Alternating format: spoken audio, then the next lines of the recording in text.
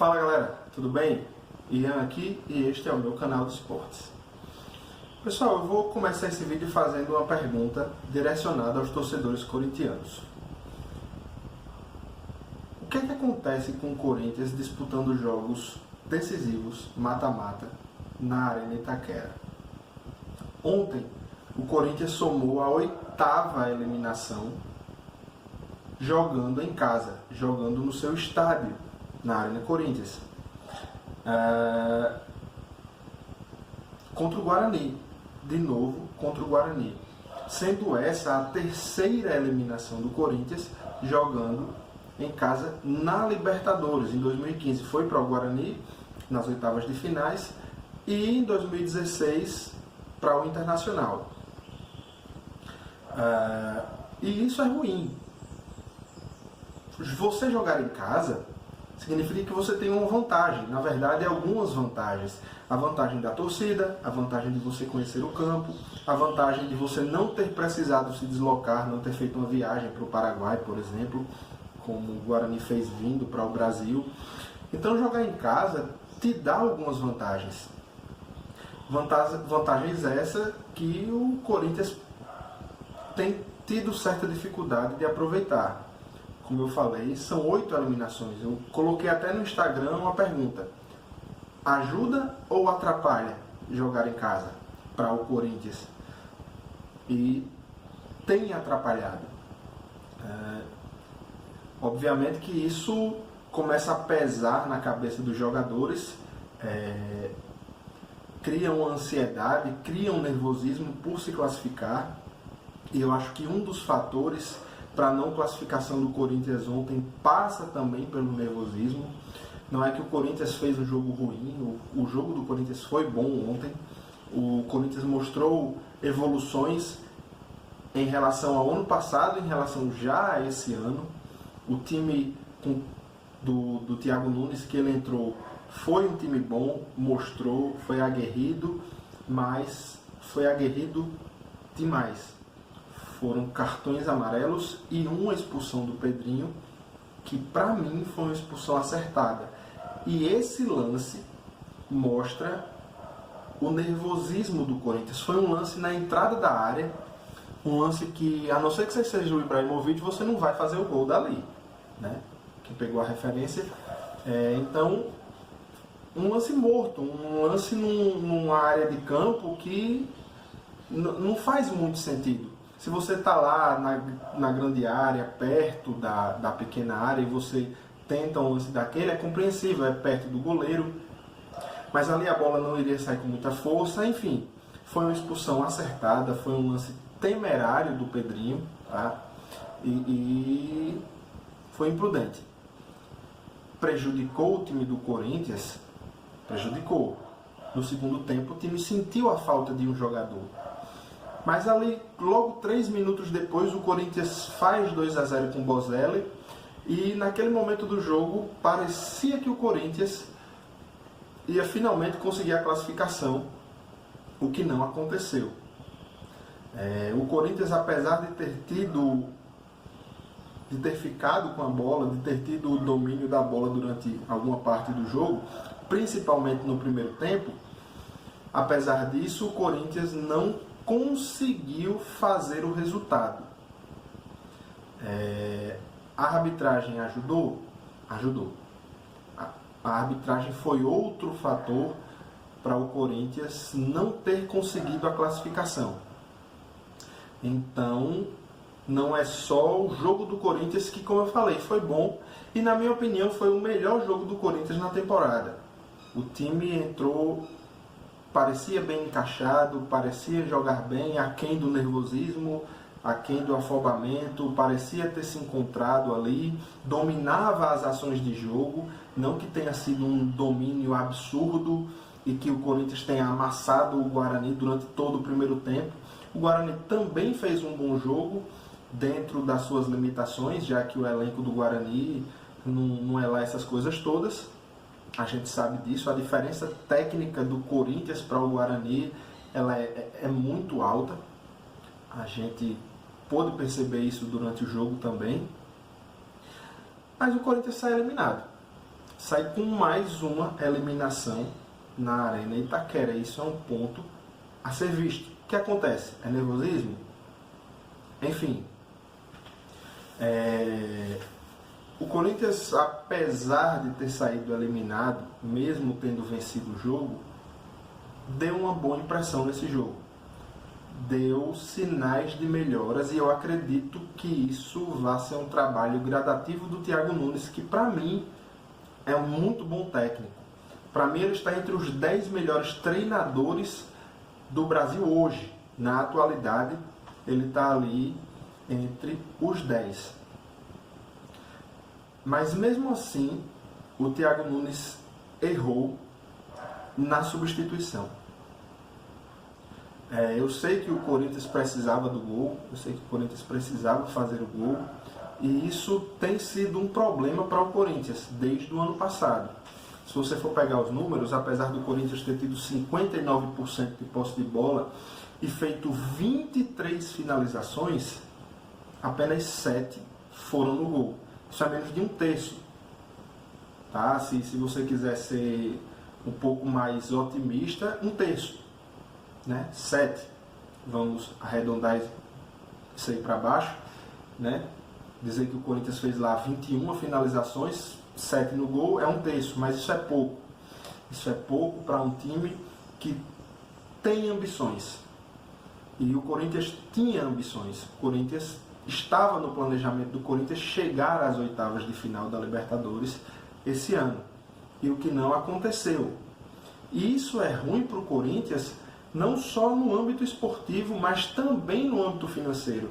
O time deixa de arrecadar dinheiro para os cofres. O time deixa de arrecadar a cota da passagem da fase, para a terceira fase da Libertadores, para a fase de grupos, para as oitavas de finais, que era onde o Corinthians pretendia chegar.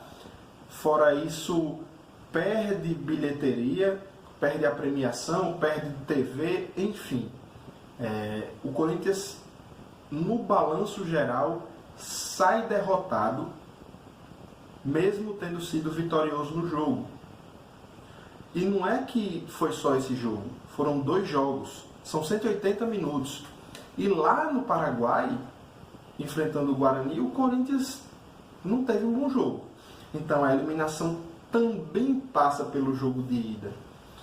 Isso tem sido um problema do Corinthians nas eliminações em casa. Não fazer gols fora, que passa pelo problema da dificuldade do Corinthians fazer gols, obviamente. E é óbvio que a arbitragem também teve o seu peso nesse jogo.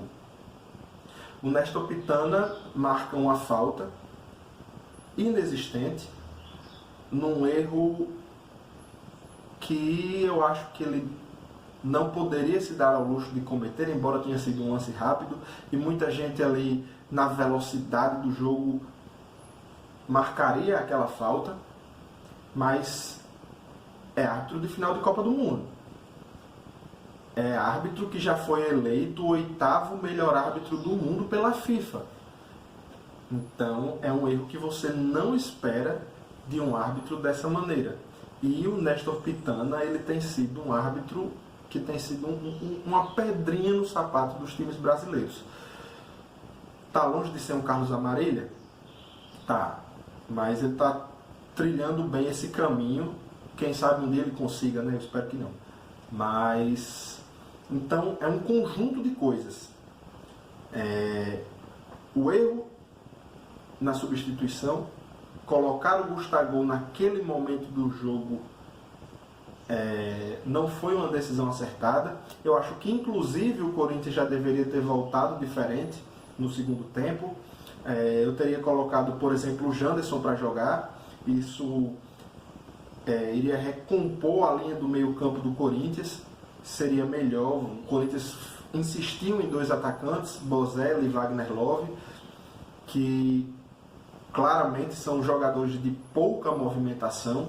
O Wagner Love pela idade, o Bozelli pelas características. Eu acho que o Thiago Nunes errou nesse ponto. Ele deveria ter colocado o Gustavo em algum momento do jogo, caso o Corinthians estivesse em 2-1, mas mais futuramente. O Corinthians também insistiu muito nas bolas aéreas, principalmente depois da entrada do Gustavo. Se você pegar os números, você vai ver que até a entrada do Gustavo, o time do Corinthians teve 11 ou 12 jogadas aéreas e depois da entrada do Gustavo foram quase 15.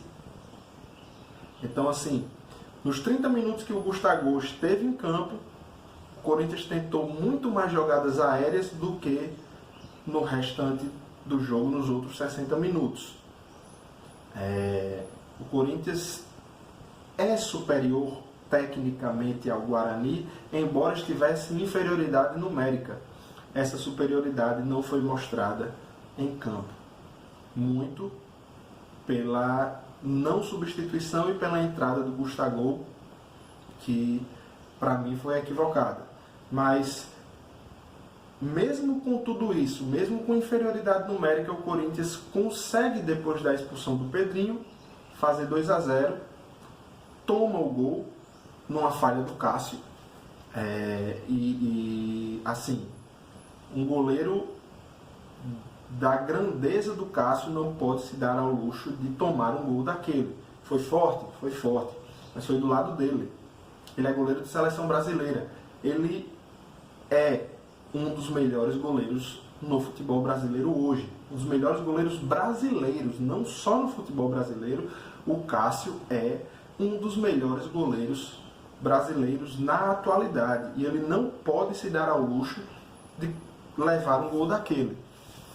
Então, assim, a eliminação do Corinthians é um conjunto de coisas.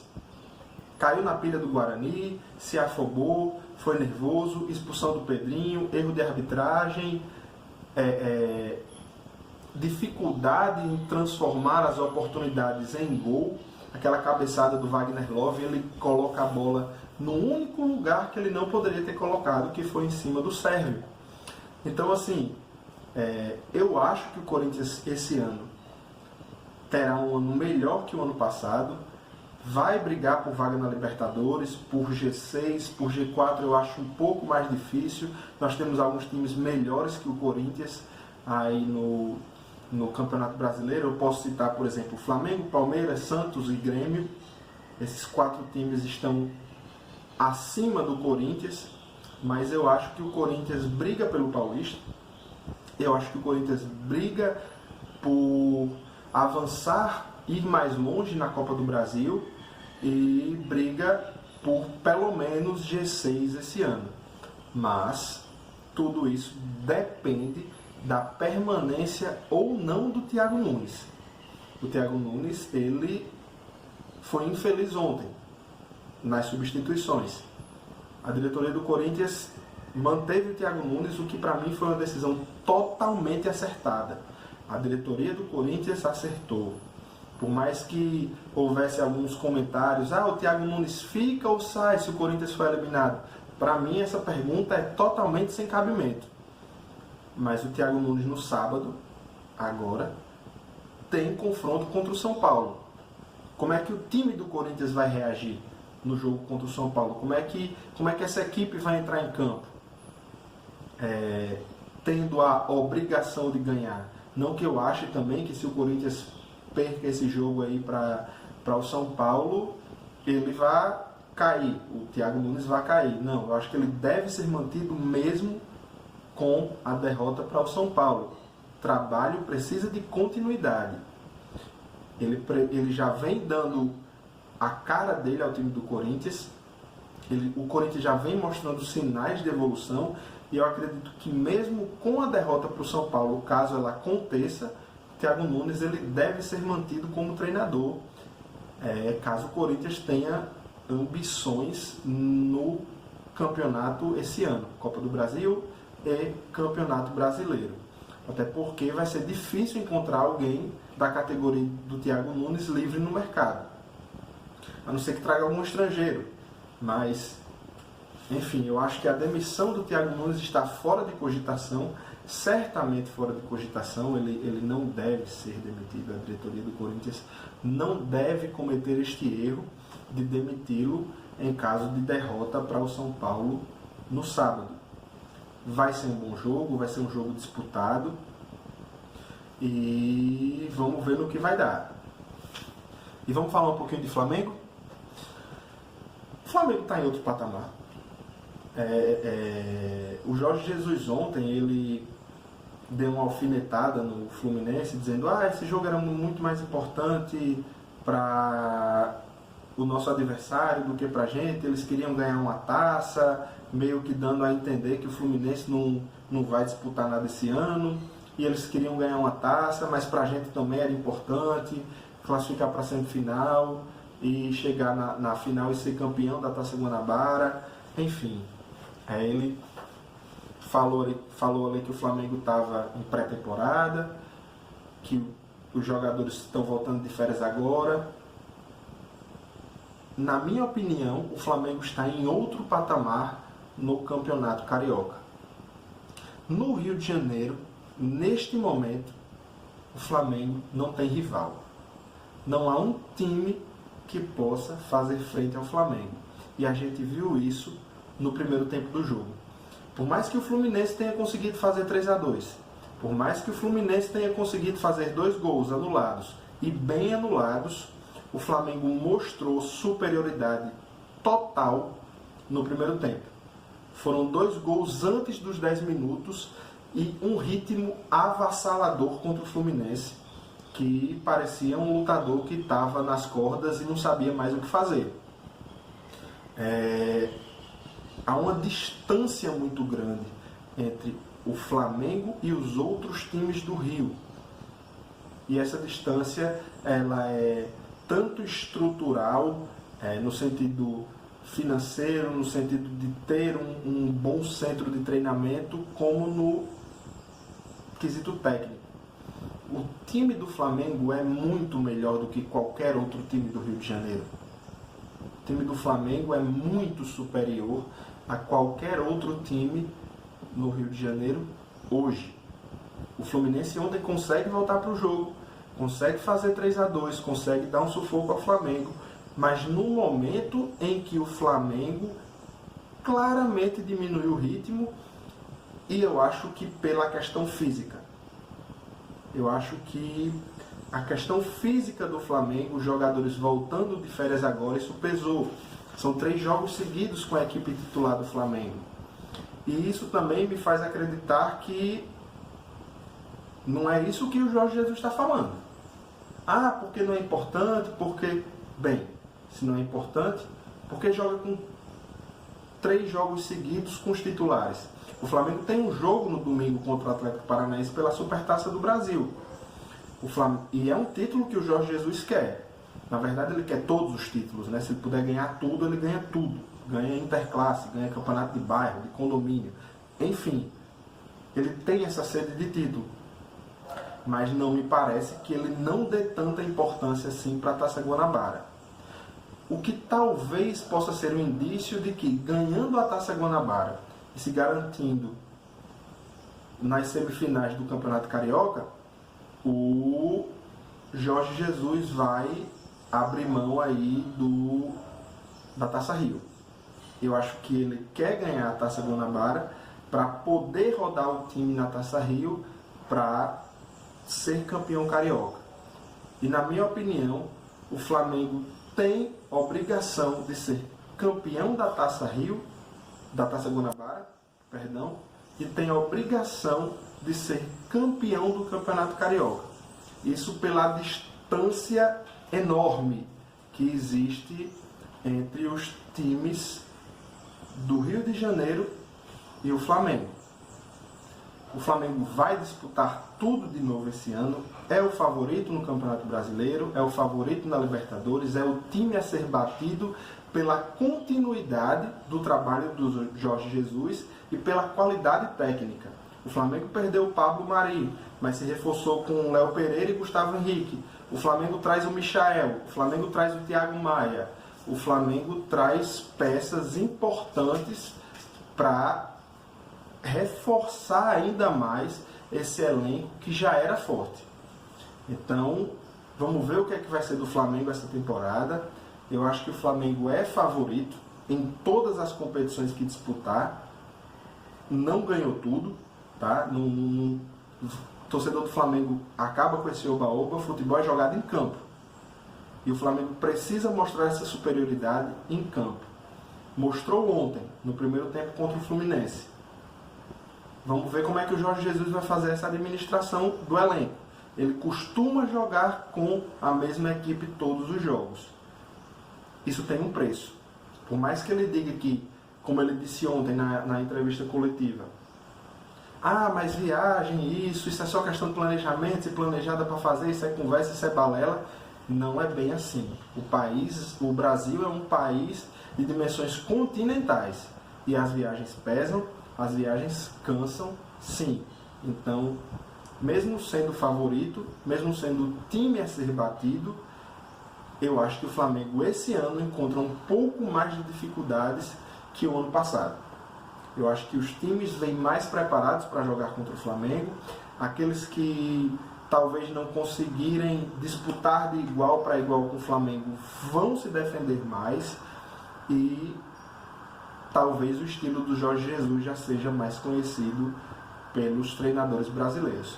Então, pessoal, muito obrigado. Valeu por ter assistido o vídeo. É isso. Se inscreve no canal, dá o joinha, ativa o sininho aí, dá a dedada no sininho aí. E é nóis. Esse aqui é o meu, é o seu, é o nosso canal de esportes.